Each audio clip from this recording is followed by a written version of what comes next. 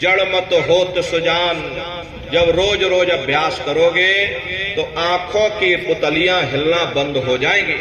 तो दूर सामने अंधेरे में एक जगह पर आप अपनी दृष्टि को रोकिएगा या उस अंधेरे को लगातार देखते रहना। दृष्टि अपने आप अंधेरे में रुक जाएगी। उस समय किसी के बारे में सोचना नहीं, किसी के बारे में विचार मत करिएगा। शरीर को बिल्कुल हिलाना नहीं, शून्य हो करके, शांत चित्त हो करके बस सामने उस अंधेरे को लगातार देखते रहो। जितना देर आपसे बन सके आप उस अंधेरे को लगातार देखते रहिए। देखते देखते देखते देखते एक समय ऐसा आएगा कि आपकी दृष्टि उस अंधेरे में रुक जाएगी। और जैसे ही आपकी दृष्टि अंधेरे में रुकेगी तो सुई की नोक के बराबर काले में भी काला बिंदु, बड़ा चमकीला बिंदु होगा। तारे की तरह चमचम चमचम चमकेगा। वो चमकता हुआ तारे जैसा बिंदु आपको सामने दिखाई पड़ेगा। और जब वो बिंदु सामने दिखाई पड़ जाए तब आप अपनी दृष्टि को उस बिंदु पर एकाग्र कर देना। वही बिंदु दरवाजा है, वही बिंदु खिड़की है। उसी को हरि का द्वार यानी कि हरिद्वार कहा गया। बहुत विशाल वो दरवाजा है। ये संसार उसके सामने कुछ नहीं है। ऐसे तुम लाखों संसार इकट्ठे करके एक साथ दरवाजे के अंदर डाल दो, पता तक नहीं चलेगा। इतना विशाल वो हरि का द्वार तुम्हारे सब के अंदर बना हुआ है। एक छोटे से बीज को लेकर के हम आपसे कहें इस बीज के अंदर बहुत बड़ा पेड़ है तो आप भरोसा नहीं करोगे। लेकिन उस छोटे से बीज को जब आप जमीन में गाड़ दोगे, थोड़ा खाद पानी दोगे, वो बीज अंकुरित हो जाएगा। उसमें से विशाल लताएं भी निकले, विशाल वृक्ष का रूप भी लेगा, उसमें से फल और फूल भी निकलेंगे। इसी तरह से आप सभी के अंदर सुई की नोक के बराबर तारे की तरह छोटे से छोटा बिंदु है। उस बिंदु के अंदर बड़े बड़े ब्रह्मांड बसे हुए हैं। वो तारे जैसा चमकता हुआ बिंदु आपको सामने दिखाई पड़ेगा। और जब वो बिंदु सामने दिखाई पड़ जाए तब आप अपनी दृष्टि को उस बिंदु पर एकाग्र कर देना। जब आप अपनी दृष्टि उस बिंदु पर एकाग्र कर दोगे तो वही बिंदु दरवाजा है। वो दरवाजा खुल जाएगा, ये शिव नेत्र खुल जाएगा, ये दिव्य दृष्टि आपकी खुल जाएगी और आप दरवाजे के अंदर दाखिल हो जाओगे। एक बार प्रेमी भाई बहनों ये दिव्य दृष्टि खुल जाए फिर क्या भूत, क्या भविष्य, क्या वर्तमान, कोई भेद आपसे गुप्त नहीं रहेगा। लाखों वर्ष पहले क्या हुआ था, भविष्य में क्या होने वाला है, अरे आप अपने अपने घरों में बैठ करके और ध्यान लगा करके भूत, भविष्य और वर्तमान को देख सकते हो। तो यह ध्यान करने का तरीका। एक बार फिर से समझ लीजिए कैसे आपको ध्यान करना है। अपने अपने घरों में पलथी मार करके बैठ जाना, बाहर से अपनी आंखों को बंद कर लेना, दोनों आंखों के बीचों बीच में दूर सामने देखिएगा तो सामने आपको अंधेरा दिखाई पड़ेगा। जब आप अपने बाहर की आंख को बंद कर लोगे और अंतर में सामने देखोगे तो सामने आपको अंधेरा दिखाई देगा। बस उसी अंधेरे में एक जगह पर आप अपनी दृष्टि को रोकिएगा।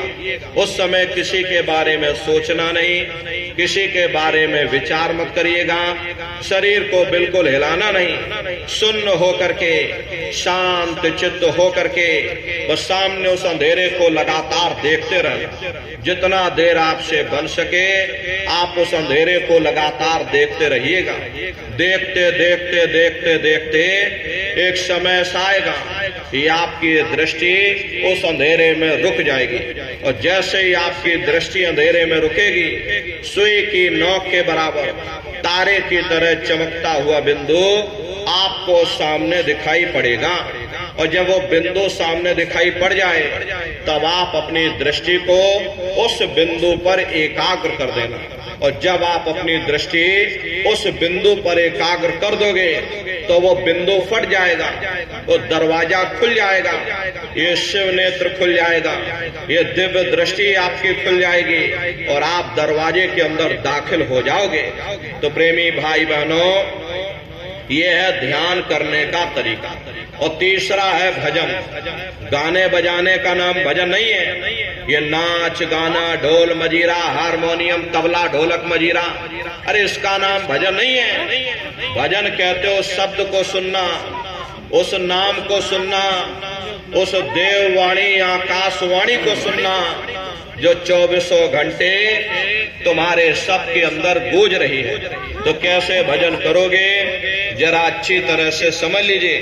ये दोनों उंगली कानों में डाल करके ये कानों को बंद कर लेना। कान इसीलिए बंद किए जाते हैं ताकि बाहर की कोई आवाज हमको सुनाई ना पड़े।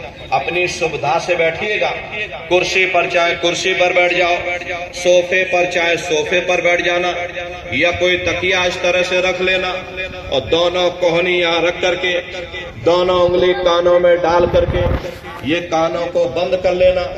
बहुत सी हमारी माताएं, बहनें, बूढ़े बुजुर्ग हैं, अरे भाई आपके घुटनों में दर्द होता होगा या रीढ़ की हड्डी में दर्द होता होगा और आप बैठ करके भजन नहीं कर पाते हो तो आप लेट करके भजन करिएगा।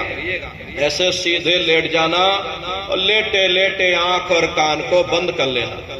मतलब तो आंख और कान को बंद करना है, चाहे आप लेट करके करो या चाहे आप बैठ करके करो। यही कहा गया कि भाई आंख कान मुख बंद कराओ, अनहद झिंगा शब्द सुनाओ। यानी पहले अपनी आंख को बंद करो, अपने मुख को बंद करो, दोनों उंगली कानों में डाल करके ये कानों को बंद कर लो और ऊंचे से ऊंचा ध्यान दे करके गौर से आवाज को सुनने की कोशिश करो। प्रेमी भाई बहनों, जब आप अपने कानों को बंद करके और अंतर में गौर से सुनोगे तो आपको ऐसा अनुभव होगा कि कहीं सीटी जैसी आवाज हमारे कानों में बज रही। टी इस तरह से सीटी जैसी आवाज शुरू में आप सभी को सुनाई पड़ेगी। करना कुछ नहीं है, लेटे हो चाहे बैठे हो, बस आप उस आवाज को सुनते रहना और सुनते सुनते उसी में लीन हो जाओ। जब आप उसमें लीन हो जाओगे तो कुछ समय बाद में दोबारा आपको अनुभव होगा कि कहीं बड़ी दूर से एक महीन आवाज, घंटे और शंख की आवाज हमारे कानों में बज रही।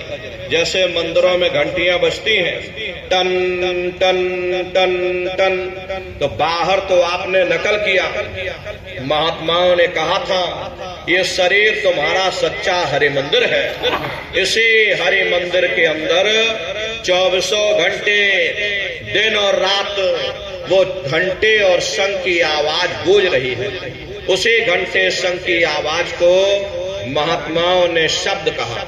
अरे आपकी धर्म पुस्तकों में लिखा है कि पोथी पढ़ पढ़ जग मुआ, पंडित भया न कोई, 2.5 अक्षर प्रेम का, पढ़े सो पंडित हुई। दुनिया वाले कहते हैं कि 2.5 अक्षर का मतलब प्रेम है। अरे प्रेम नहीं है, प्रेम में तो मात्रा लगी हुई। यहाँ पर जिस 2.5 अक्षर का वर्णन उन महात्माओं ने किया था वो है शब्द शा, आदा, बा और दा।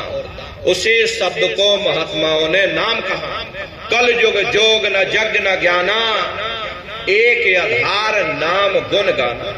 कलयुग में न योग है, न यज्ञ है, न ये ज्ञान है, तो कलयुग में क्या है? कलयुग केवल नाम आधारा, सुमिर सुमिर नर उतर ही पार। कलयुग में केवल नाम का आधार है। यही मीराबाई ने कहा कि पायो जी मैंने नाम रतन धन पायो, वस्तु अमोलक दी मेरे सतगुरु, कृपा कर अपनायो, पायो जी मैंने नाम रतन धन पायो। उसी घंटे शंख की आवाज को महात्माओं ने शब्द या नाम कहा। उसी घंटे शंख की आवाज को मुसलमान फकीरों ने कलमा कहकर याद किया। उसी घंटे शंख की आवाज को गुरु नानक साहब ने अनहद वाणी कहकर याद किया। चीन में जो महात्मा हुए उन्होंने इसको ताओ कहकर याद किया। ईसा मसीह साहब ने इसे वर्ड या लागस कहकर याद किया और हिंदू महात्माओं ने इसे देववाणी आकाशवाणी कहकर याद किया। उन अलग अलग महात्माओं ने अपनी अपनी भाषा में हम लोगों को समझाने की कोशिश की कि भाई वो घंटे शंख की आवाज तुम्हारे सबके अंदर गूंज रही है, वो आपको सुनाई पड़ेगी, लेकिन शुरुआती समय में आपको ऐसा मालूम पड़ेगा कि कहीं बड़ी दूर पर घंटियां बज रही, टन टन टन टन, लेकिन सुनाई हरेक को पड़ेगी। प्रेमी भाई बहनों, जब घंटे और शंख की आवाज आपको अपने अंदर सुनाई पड़ने लग जाए, तब आप सीटी की आवाज को छोड़ देना और घंटे शंख की आवाज को पकड़ लेना, उसको सुनने लग जाना। जब आप उसको सुनने लग जाओगे तो वो आवाज धीरे धीरे बढ़ना शुरू होगी और बढ़ते बढ़ते इस कदर बढ़ेगी कि आपके रोम रोम में घंटे और शंख की आवाज गूंजने लग जाएगी। बड़ी घनघोर आवाज होती है, बड़ी मधुर वो आवाज होती है। दुनिया भर के गाने जो आप लोग बाहर सुनते हो, उस संगीत के सामने ये दुनिया के संगीत कुछ नहीं है। जब आप उस संगीत को सुनोगे, इतना भारी आनंद आपके ऊपर छा जाएगा, इतनी खुशी आपको होगी, ऐसा नशा आपके ऊपर चढ़ जाएगा कि आप सारी दुनिया को भूल जाओगे। शंकर भगवान को वही नशा चढ़ा था। शंकर भगवान कोई गांजा भांग नहीं पीते थे, ये तो हमने आपने शंकर भगवान को भी बदनाम कर दिया। इस शंकर भगवान गांजा भांग पीते थे तो चलो हम भी गांजा भांग फूकेंगे।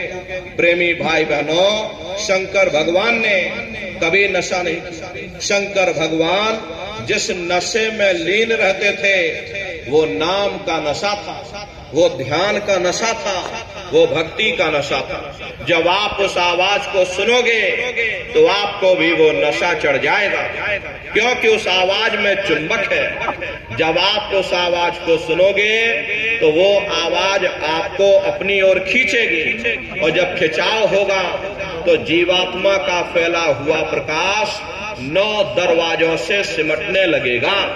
अब ये 9 दरवाजे कौन कौन से हैं? देखो प्रेमी भाई बहनों, अब आप लोग अच्छी तरह से समझिएगा, ये बहुत बड़ा विज्ञान है। दुनिया का विज्ञान जब समाप्त हो जाएगा तो ये विज्ञान प्रारंभ होगा।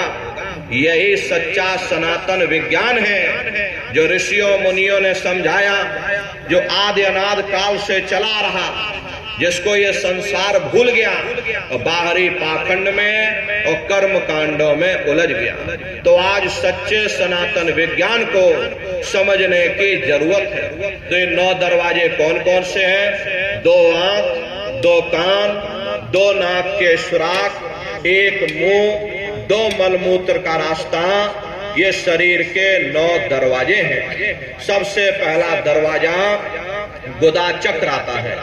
गुदा चक्र में गणेश जी वास करते हैं। गणेश जी वहां के मालिक हैं। ये 4 दल का कवल है। यहाँ पर पृथ्वी तत्व पाया जाता है। उसके ऊपर इंद्रिय चक्र आता है।